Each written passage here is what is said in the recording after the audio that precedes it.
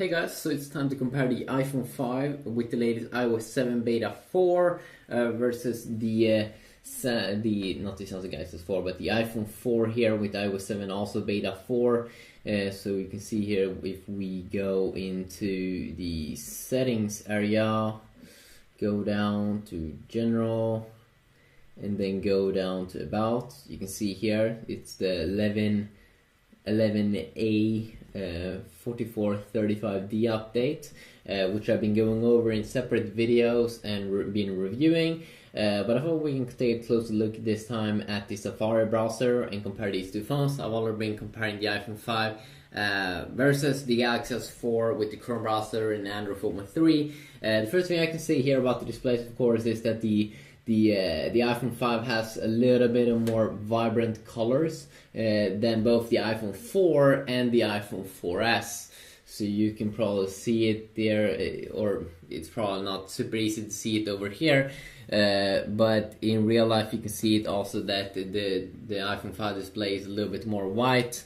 So of course that is very, very nice. Of course, in terms of the UI look, the browser looks the same here on both these two devices, because you don't have, or you might see a difference here when we're gonna type with the keyboard.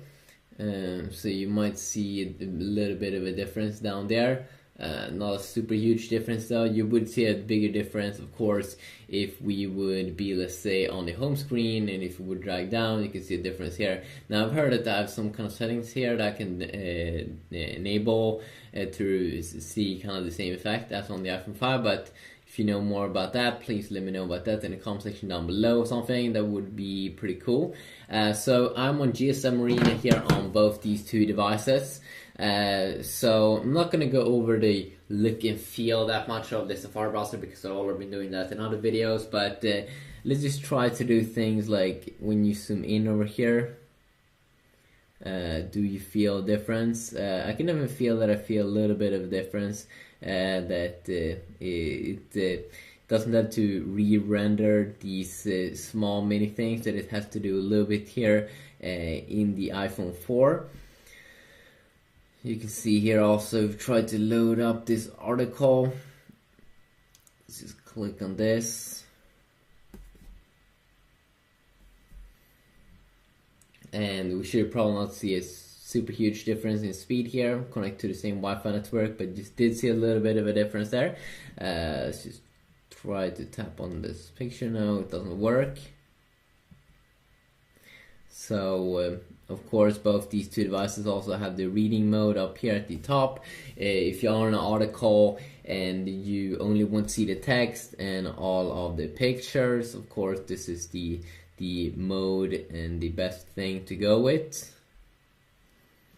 You can also see, like, if we try to scroll up and down, see here how many swipes.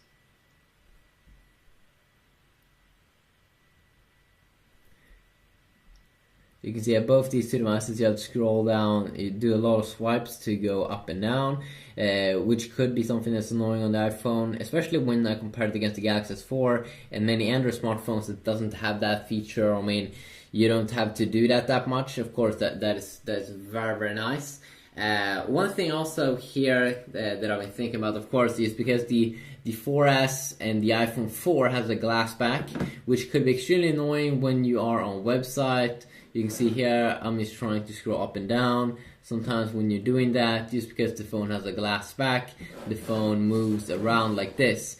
Now, Apple kind of fixed this very much with the new iPhone 5. It's not a full glass back now. You can see that it's only right now there, that kind of glass back at the back here, small little piece there and small little piece here, and that really helps the phone to not move around that much as it has been doing in earlier versions.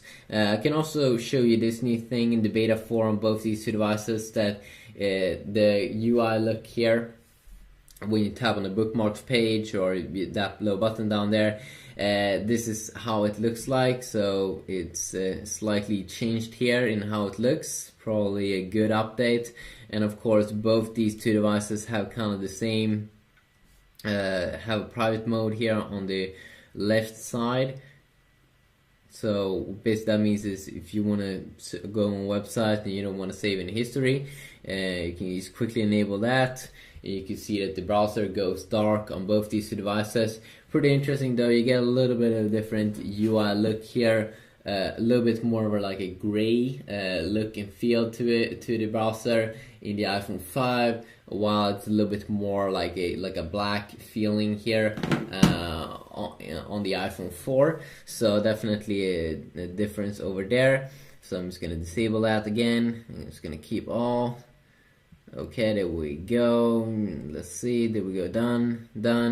Let's also try to load up something here, or let's just try to zoom in here, see how close we can get. Of course, the iPhone 4 has a little bit of a smaller display than the iPhone 5.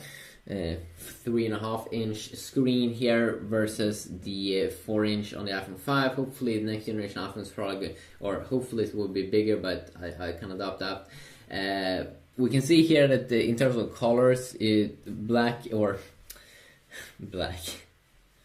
I mean, the red color over here is a little bit more like a dark red here on the iPhone 4, where it's a little bit more like a light color here on the iPhone 5, which I actually do probably prefer a little bit on top here. But of course, that's not a major difference, of course. Let's just go to the home again. Oops. So of course the tab system over here is perfect when you want to close tabs. You can only close them one direction though, which I find a little bit weird, and that's to the left side. One thing that's pretty cool with these two browsers also is that when I go down, you can see that up here how the UI kind of changed at the top, so you get more screen space here to browse on, which is very nice. So just a quick little look here. Also, I can just try out to go in and out here. You can see it's not a super big difference, but you will see a bit of a difference there in terms of the UI. And a little bit more that the animations is more smooth on the iPhone 5. I also heard that I could have problems with my iPhone 4's home button, and that a lot of iPhones could have that problem, that after a while that the home button gets a little bit laggy and stuff. So just bear in mind with that when you watch some of my videos with the new iOS, that it may not be iOS, but it may be just my iPhone, and the home button is a little bit slowish. So just quickly look here at Safari on both these devices. Of course, I can make more in-depth videos if you want to have that, but yeah, please let me know about that, and I'll see what I can do. Peace out.